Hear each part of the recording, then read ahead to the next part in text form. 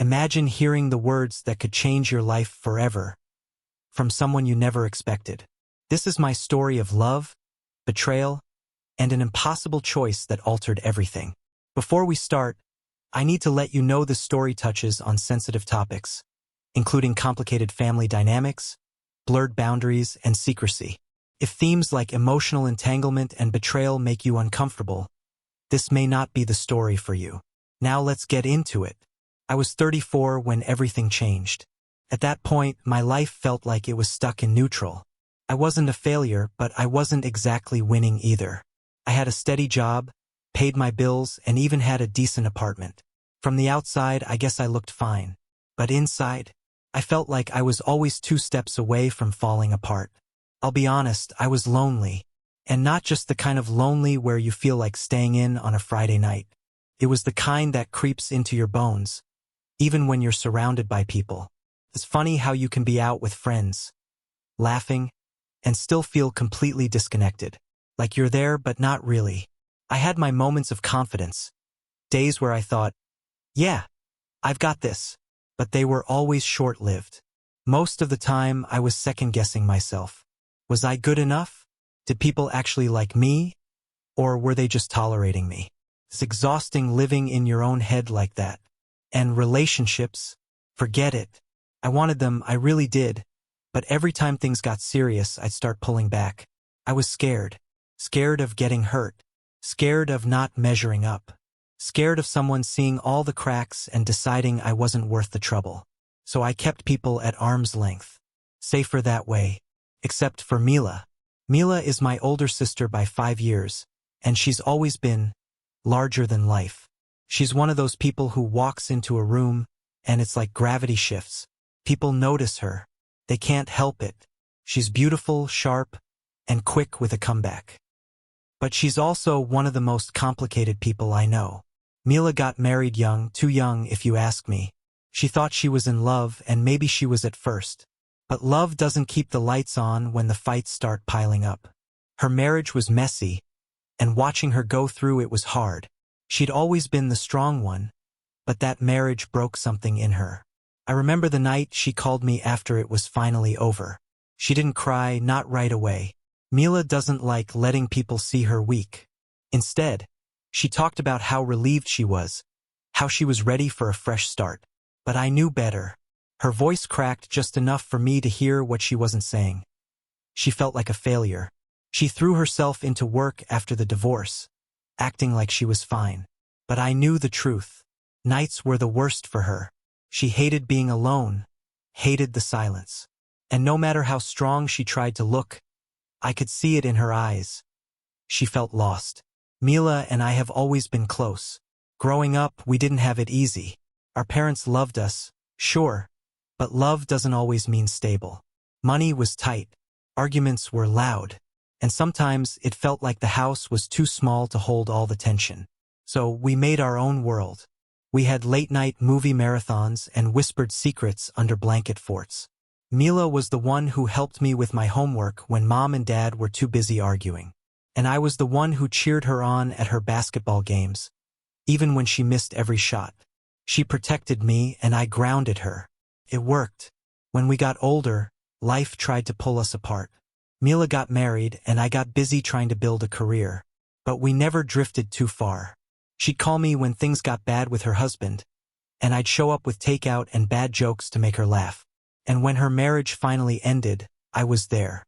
I never questioned it. Mila needed me and that's what I did, showed up. That's what siblings are supposed to do, right? But looking back, maybe we leaned on each other too much. Maybe we blurred lines we shouldn't have crossed. It's hard to explain, but there was always something different about us. Not in a weird way, just closer than most siblings, I guess. And after her divorce, that closeness started to feel heavier. Like we were carrying more than just memories. Like there was something between us that neither of us wanted to talk about. But we didn't. Not then. We just kept acting like everything was normal. Like we were just brother and sister helping each other through a tough time. I didn't know it then. But the night everything changed, it was already building long before that. I still remember the night Mila told me about her divorce. It wasn't some dramatic announcement with tears and screaming. No, it was quiet. Almost too quiet. We were at a family gathering, one of those half-hearted attempts to keep the family connected. It was noisy, people laughing, kids running around, the smell of barbecue in the air. But Mila? She sat off to the side, nursing a glass of wine and staring at nothing. I could tell something was wrong the second I saw her. Mila's always been good at keeping it together, especially in public. But that night, it looked like all the fight had drained out of her. So, I sat down next to her and asked, "What's going on?" First, she brushed it off, said she was just tired. But when I didn't leave, she finally said it. "It's over. We signed the papers yesterday." She didn't cry. Not then. She just said it like she was reading off a grocery list. Flat, emotionless. I didn't know what to say. What do you say to someone who's just had their life flipped upside down? So, I did the only thing I could. I reached over, grabbed her hand and said, "You don't have to go through this alone." And that's when she broke. She didn't make a scene, but I saw it in her eyes. The way they filled with tears she refused to let fall. The way her fingers tightened around mine like she was holding on for dear life. That night, I took her home. We didn't talk much. She just sat on my couch, staring at the TV without really watching it. And I sat next to her, pretending not to notice when she wiped her face every few minutes. I didn't know it then, but that was the night everything started to shift. After that night, Mila started leaning on me more. At first, it was simple stuff, asking me to come over and help fix things around her apartment or calling late at night just to talk. But as the weeks went by, it became more. She started opening up in ways she never had before. Told me about how lonely she felt, how broken her marriage had made her. She admitted things I never thought I'd hear from her. How she sometimes wondered if she'd ever be enough for anyone or if she was destined to always end up alone. And I listened. Every single time. I listened because I knew what it felt like to doubt yourself. I knew what it felt like to wonder if you'd ever be good enough. And the more she talked, the closer we got. We started spending almost every evening together. Watching movies, making dinner, sharing bottles of wine that always seemed to empty too fast. At first, it felt harmless, normal, like we were just two siblings helping each other through tough times. But looking back, I can see how it started to shift. I started noticing little things. How her laughs came easier when I was around, how she'd lean in closer than she used to, how she'd touch my arm when she talked, even when there was no reason to. And it wasn't just her. I started feeling it too. I started looking forward to those nights more than I probably should have. I started noticing how beautiful she looked when she let her guard down. Hair messy, makeup smudged, sitting cross-legged on my couch like she'd always belonged there. It scared me. I told myself it was just the wine or the late nights messing with my head. But the more time we spent together, the harder it was to ignore. There was this one night that sticks out. We were watching some old movie. Something she picked because it reminded her of when we were kids. Halfway through, she leaned her head on my shoulder, and instead of pulling away, I let her. We sat like that for what felt like forever. And when she finally looked up at me, I saw something in her eyes that I hadn't seen before. Something that made my stomach drop and my heart race all at once. I wanted to say something, to break the moment before it turned into something else. But before I could, she smiled and said, "I don't know what I'd do without you." And just like that, whatever wall we'd been hiding behind cracked. After that night, we stopped pretending there wasn't something different about us. We didn't talk about it, not directly, but everything we did felt heavier, more charged. We started cooking dinner together instead of ordering takeout. Started drinking from the same glass instead of pouring two. It was subtle, but it was there. And the more it happened, the less guilty I felt about it. Because with Mila, I didn't have to pretend. I didn't have to be strong or funny or put together. I could just be me. And I think she felt the same. We started to rely on each other in ways that probably weren't healthy. But at the time, it felt like the most natural thing in the world. I don't know if we were in denial or just didn't care. All I know is that I stopped seeing her as just my sister. And judging by the way she looked at me, she stopped seeing me that way too. I still remember the night Mila told me about her divorce. It wasn't some dramatic announcement with tears and screaming. No, it was quiet. Almost too quiet. We were at a family gathering, one of those half-hearted attempts to keep the family connected. It was noisy, people laughing, kids running around, the smell of barbecue in the air. But Mila?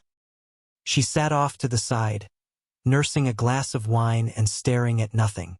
I could tell something was wrong the second I saw her. Mila's always been good at keeping it together, especially in public. But that night, it looked like all the fight had drained out of her. So, I sat down next to her and asked, "What's going on?" First, she brushed it off, said she was just tired. But when I didn't leave, she finally said it. "It's over. We signed the papers yesterday." She didn't cry. Not then. She just said it like she was reading off a grocery list. Flat, emotionless. I didn't know what to say. What do you say to someone who's just had their life flipped upside down? So, I did the only thing I could. I reached over, grabbed her hand and said, "You don't have to go through this alone." And that's when she broke. She didn't make a scene, but I saw it in her eyes. The way they filled with tears she refused to let fall. The way her fingers tightened around mine like she was holding on for dear life. That night, I took her home. We didn't talk much. She just sat on my couch, staring at the TV without really watching it. And I sat next to her, pretending not to notice when she wiped her face every few minutes. I didn't know it then, but that was the night everything started to shift. After that night, Mila started leaning on me more. At first, it was simple stuff, asking me to come over and help fix things around her apartment or calling late at night just to talk. But as the weeks went by, it became more. She started opening up in ways she never had before. Told me about how lonely she felt, how broken her marriage had made her. She admitted things I never thought I'd hear from her. How she sometimes wondered if she'd ever be enough for anyone or if she was destined to always end up alone. And I listened. Every single time. I listened because I knew what it felt like to doubt yourself. I knew what it felt like to wonder if you'd ever be good enough. And the more she talked, the closer we got. We started spending almost every evening together. Watching movies, making dinner, sharing bottles of wine that always seemed to empty too fast. At first, it felt harmless, normal, like we were just two siblings helping each other through tough times. But looking back, I can see how it started to shift. I started noticing little things. How her laughs came easier when I was around, how she'd lean in closer than she used to, how she'd touch my arm when she talked, even when there was no reason to. And it wasn't just her. I started feeling it too. I started looking forward to those nights more than I probably should have. I started noticing how beautiful she looked when she let her guard down. Hair messy, makeup smudged, sitting cross-legged on my couch like she'd always belonged there. It scared me. I told myself it was just the wine or the late nights messing with my head. But the more time we spent together, the harder it was to ignore. There was this one night that sticks out. We were watching some old movie. Something she picked because it reminded her of when we were kids. Halfway through, she leaned her head on my shoulder. And instead of pulling away, I let her. We sat like that for what felt like forever. And when she finally looked up at me, I saw something in her eyes that I hadn't seen before. Something that made my stomach drop and my heart race all at once. I wanted to say something, to break the moment before it turned into something else. But before I could, she smiled and said, "I don't know what I'd do without you." And just like that, whatever wall we'd been hiding behind cracked. After that night, we stopped pretending there wasn't something different about us. We didn't talk about it, not directly. But everything we did felt heavier, more charged. We started cooking dinner together instead of ordering takeout.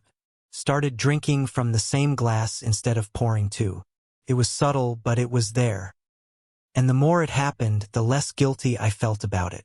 Because with Mila, I didn't have to pretend. I didn't have to be strong or funny or put together. I could just be me. And I think she felt the same. We started to rely on each other in ways that probably weren't healthy. But at the time, it felt like the most natural thing in the world. I don't know if we were in denial or just didn't care. All I know is that I stopped seeing her as just my sister. And judging by the way she looked at me, she stopped seeing me that way too. I'll never forget the night it happened. It wasn't planned. It wasn't something we talked about or even hinted at. It just happened. And maybe that's what makes it so hard to explain. Mila had been having a rough week. She called me late, around 10 p.m., saying she didn't want to be alone. Her voice sounded shaky, like she'd been crying, but when I asked what was wrong, she brushed it off. "Just come over," she said. "Please." And so I did. When I got there, she was sitting on the floor in sweatpants and an oversized hoodie, surrounded by half-empty wine bottles and old photos from her marriage. "I'm so tired of feeling like this," she said. I didn't know what to say, so I sat down next to her and grabbed one of the pictures. It was her wedding photo. She looked beautiful, happy in a way I hadn't seen her in years. But her eyes didn't match the smile. Even then, it was like she knew it wouldn't last. She took the picture out of my hands and ripped it in half. "I wasted so many years," she said. "And for what? To end up alone." I told her she wasn't alone, that she had me. But when she looked at me, her eyes were different. Heavy. Searching. Like she was trying to figure out if I really meant it. And before I knew what was happening, she kissed me. I froze. Every part of me was screaming to stop, to pull away and pretend it never happened. But I didn't. I kissed her back. And for those few seconds, nothing else mattered. Not the fact that she was my sister. Not the guilt that was already gnawing at the back of my mind. All I cared about was how right it felt in that moment. But then it ended, and reality hit us both like a punch to the gut. She pulled back first, her face red and her breathing uneven. "I'm sorry," she said. "I don't know why I did that." I wanted to tell her it was okay, but the words wouldn't come out, because it wasn't okay. Nothing about it was okay. We sat there in silence for what felt like hours before she finally said, "Maybe you should go." And I did. But as I drove home, my mind wouldn't shut off. The kiss, the look in her eyes, the way my heart raced every time I thought about it. I should have felt disgusted, ashamed, but the only thing I felt was alive. After that night, things got weird. Mila stopped calling as much, and when we did talk, the conversations felt forced. Like we were both trying too hard to pretend everything was fine. But we couldn't avoid each other forever. A couple of weeks later, she invited me over for dinner. She said she wanted to clear the air and make things normal again. I wanted that too. At least that's what I told myself. But the second I walked through her door, I knew nothing about that night was going to be normal. She looked different. Her hair was down. Her makeup was perfect. And she was wearing a dress I'd never seen before. Felt like she was trying too hard. And I hated how much I noticed. Dinner was awkward. We talked about work, the weather, and anything else we could think of to avoid the elephant in the room. But when the wine started flowing, so did the honesty. "I think about that night a lot," she said, staring down at her glass. "Do you?" I didn't know how to answer. "Yeah," I finally said. And then she asked the question that changed everything. "Do you regret it?" I didn't answer. Instead, I reached for her hand, and that's all it took. We didn't talk after that. There weren't any more questions or apologies. Just silence and touch. And for the first time in years, Mila didn't feel broken. And for the first time ever, I didn't feel alone. It wasn't supposed to happen, but it did. And the worst part? Neither of us wanted it to stop. The next morning was worse than the night before. We didn't talk about what happened. We didn't even look at each other as I grabbed my things and left. But I couldn't stop thinking about it. About her. About the way she looked at me before I kissed her again. I told myself it was a mistake. That it was just a one-time thing. But deep down, I knew that was a lie. Because I didn't regret it. Not even a little bit. And I hated myself for it. I thought we'd moved past it. After that first night, things didn't just stop. They kept happening. Late nights turned into sleepovers. Dinners turned into mornings spent tangled in sheets. And every time it happened, we promised it was the last time. But it never was. We were playing with fire and we knew it. But it felt too good to stop. Too safe. Too familiar. Then, about 3 weeks later, Mila called me. Her voice was shaky, but she tried to sound normal. "Hey, I need to talk to you." I could tell something was wrong. My stomach tightened. "What's going on?" She hesitated. I think something's wrong with me. I drove to her apartment without asking questions. When I got there, she was pacing the living room, wringing her hands. I'm late, she said, and it hit me like a punch to the gut. How late? I asked, even though I already knew the answer wasn't going to make me feel any better. 2 weeks. I sat down because suddenly my legs didn't feel strong enough to hold me up.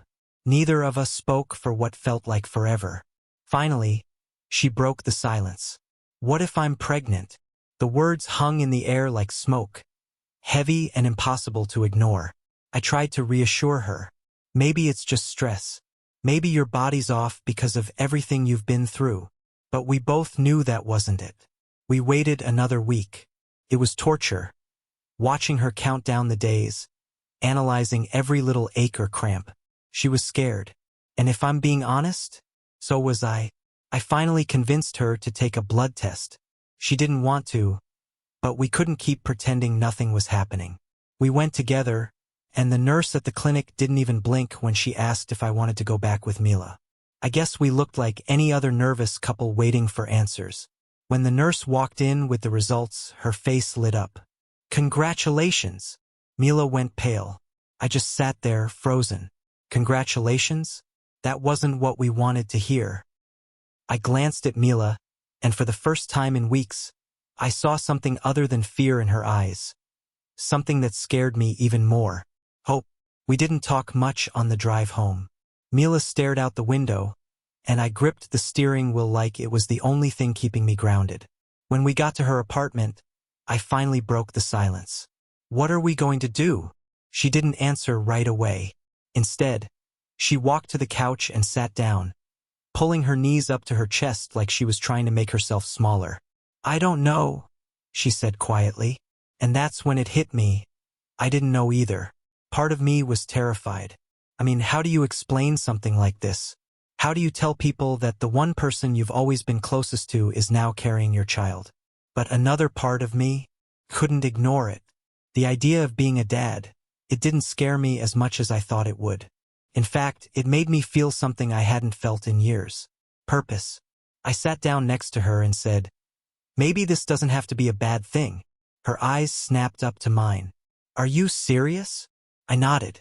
I don't know how we'll make it work, but I love you, and I love this baby already.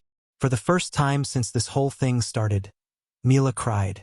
But these weren't the same tears I'd seen before. These were tears of relief. The next few days were a blur. We talked about everything, what it would mean if we kept the baby, what it would mean if we didn't. Mila was all over the place. One minute, she was dreaming about baby names and what the nursery would look like. The next, she was panicking about what people would think, how our parents would react, and what it would do to us if this secret ever came out. And I didn't have any answers. I wanted to tell her it would all be okay. But I couldn't, because I wasn't sure it would be. One night, after hours of going back and forth, she said something I'll never forget. What if this is our chance? I asked her what she meant. What if this is the one thing that finally makes sense? We've been trying to fight this for months, but what if we're not supposed to? I wanted to believe her. God, I wanted to believe her. But all I could think about was how fragile everything already felt. And adding a baby into the mix, it didn't feel like fixing something.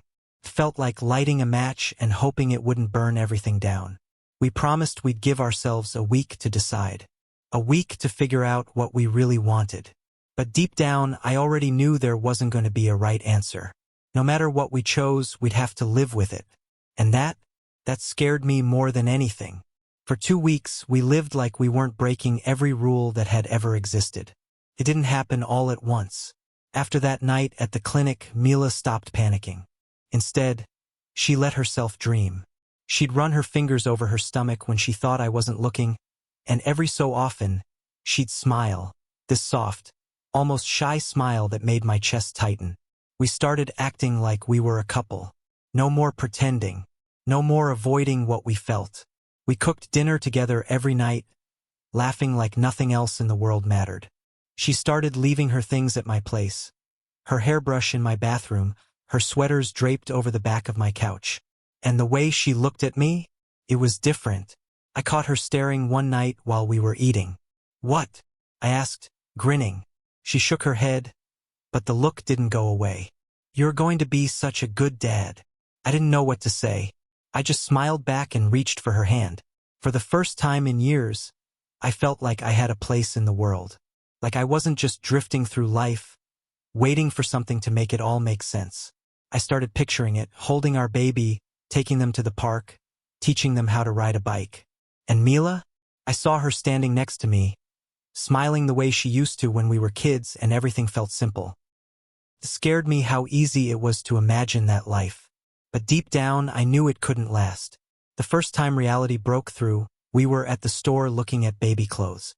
Mila held up this tiny onesie, white with little yellow ducks, and laughed. "Can you picture it? Our baby in this?" I smiled, but something inside me shifted, because no matter how hard I tried, I couldn't picture it outside the walls we'd built around ourselves. What would people say if they found out? What would they call us? The questions started piling up, and suddenly, the walls didn't feel as strong as they had before.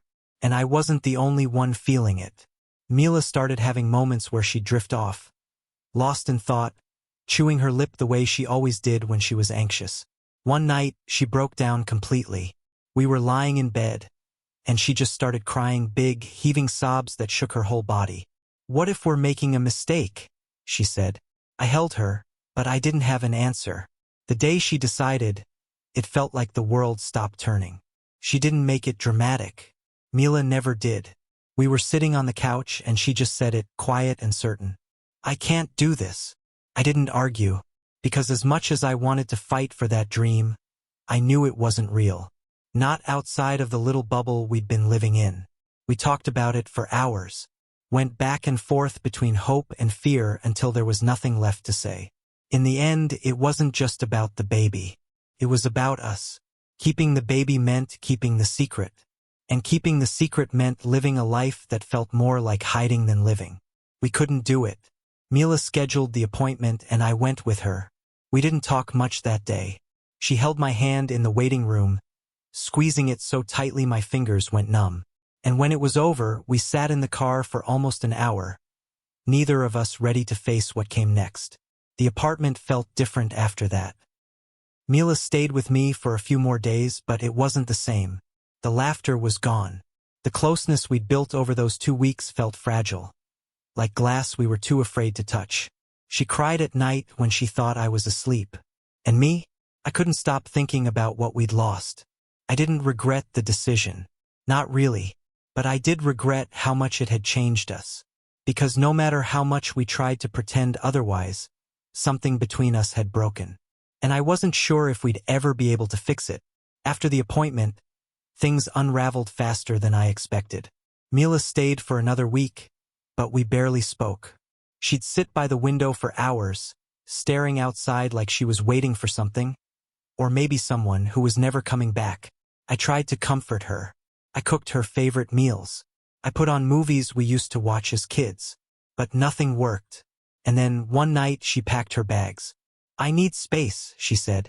Her voice was calm, but I could see the cracks just under the surface. I didn't stop her. Maybe I should have, but part of me thought it was what she needed and maybe what I needed too. After she left, the silence in my apartment was suffocating.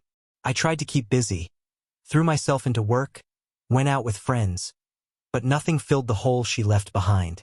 I told myself it was for the best, that we couldn't keep living in that bubble forever. But the truth? I missed her. Mila remarried 2 years later. I didn't go to the wedding. Couldn't. I saw the pictures online. Her in a white dress, smiling like she was finally happy again. Her new husband, Franklin Humphrey, looked like the kind of guy who had his whole life figured out. Stable. Safe. Exactly what she thought she needed. I told myself I was happy for her. But late at night, when it was just me and my thoughts, I couldn't shake the feeling that it wasn't over. Not for me. And maybe not for her either. I tried to move on too. Dated a few people, even convinced myself once or twice that I might be falling in love. But it never lasted. Because no matter who I was with, my mind always drifted back to Mila. To the way she laughed when she let her guard down. to the way she looked at me that first night, like I was the only person in the world who really saw her. For years after her wedding, Mila called me. I almost didn't answer. It had been so long since we talked that hearing her voice felt surreal, like I was dreaming. "Taylor," she said, and just hearing my name broke me all over again. She told me her marriage was over. Franklin had tried. She tried. But no matter what they did, something was missing. And then she said the words that stopped my heart. I told him about us. I didn't know what to say. She explained it slowly, like she was still trying to make sense of it herself. "He asked why I couldn't love him the way he loved me," she said. "And I couldn't lie anymore. I told him the truth. I've never stopped loving you." I felt like the air had been sucked out of the room. I wanted to say something, to tell her I loved her too, that I never stopped. But all I could manage was, "What now?" Mila moved back to town a few weeks later. At first, we kept it simple: coffee, walks in the park, pretending we were just catching up like normal siblings. But it didn't take long before all the old feelings came rushing back. One night, we were sitting on my couch, and she said, "Do you ever think about what it would have been like if we'd kept the baby?" I nodded.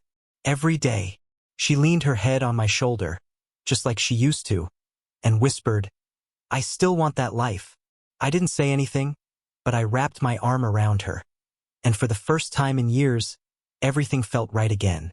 I don't know if what Mila and I have makes sense to anyone else. I'm not even sure it always makes sense to us. But I've stopped caring about what other people think. We've spent so much of our lives running, from our feelings, from our mistakes, from each other. And now, I'm done running. Mila can't have kids anymore. That door closed a long time ago. But it doesn't matter, because what we have is real. It's messy and complicated and probably wrong in more ways than I can count. But it's ours. And after everything we've been through, that's enough for me. It's been years since Mila and I stopped pretending. We live together now, and most days it feels normal. Not the kind of normal you see in movies or on TV, but our kind of normal, the kind we built out of broken pieces and second chances. Mila can't have kids anymore. That part still stings sometimes. More for her than for me. She tries not to let it show. But I see it in the way her eyes linger when we pass families at the park or when she flips through old baby photos online. And it hurts. But we've learned to find happiness in other places. We travel when we can. We try new restaurants, spend lazy Sundays watching bad reality TV, and make each other laugh at the dumbest things. It's not the life I imagined, but it's ours. And for the first time in my life, I don't feel like I'm running or hiding. I feel like I'm home. Looking back, I can't say I do everything the same. There are nights I still lie awake wondering what would have happened if we'd made a different choice, if we'd kept the baby or if we'd walked away from each other before it got this far. But regrets? No, I don't regret loving her. What I've learned is that love doesn't always make sense. Sometimes it shows up in the wrong place, at the wrong time, and forces you to make impossible decisions. And those decisions, they don't just shape your life, they define it. I've learned that mistakes don't make you a bad person. Running from them does. And most of all, I've learned that happiness doesn't have to look the way everyone expects it to. Sometimes happiness is messy, complicated, flawed. But if it's real, it's worth fighting for. I know this story isn't what most people would call normal. It's uncomfortable, it's complicated, and it's probably left you with more questions than answers. And that's why I want to hear from you. What would you have done if you were in our shoes? Do you think love like this can be forgiven, or should it always be left in the past? Drop your thoughts in the comments. I'll be reading them all because this isn't just my story. It's something I think a lot of people struggle with, even if the details look different. And if this story made you feel anything, shock, anger, sadness, hope, then share it. Maybe it'll help someone else feel less alone. And don't forget to like the video, not just because it helps the channel, but because it keeps these conversations going. Thanks for listening to my story. I'll see you in the comments.